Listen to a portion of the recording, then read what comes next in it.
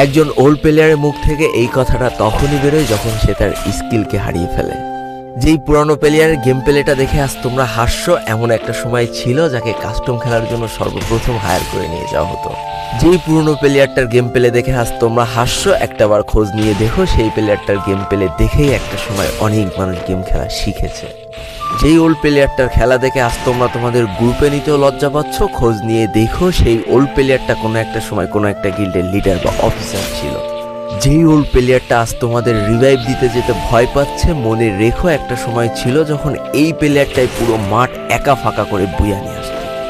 যেই নতুন প্লেয়ারগুলো শুধুমাত্র ডাইনামিক ডুয়োর সাথে গেম খেলার জন্য সারা রাত জাগো, তোমরা মনে রেখো যারা ওল্ড প্লেয়ার ছিল তারা সারা রাত খালি ট্রেনিং পিটাতো নিজেদের স্কিল ভালো করার জন্য। আমি জানি আজকের দিনের যারা অনট্যাপ মারা প্লেয়ার তারা কখনোই ফিল করতে পারবে না যে বসে জুম করে উঠে হেডশট মারার মজাটা আসলে কি ছিল। আমি জানি যেসব ওল্ড প্লেয়াররা এই গেমের থেকে হারিয়ে গিয়েছে তারা এই গেমটাকে আজও ভালোবাসে। জীবনে এমন হাজারো ওল্ড প্লেয়ার আছে যাদের ফ্রি ফায়ারই ছিল জীবনে প্রথম রাত জাগার কারণ। আমি জানি এমন হাজারো ওল্ড প্লেয়ার আছে যাদের রেজাল্ট খারাপ করারও প্রথম কারণ ছিল এই ফ্রি ফায়ার।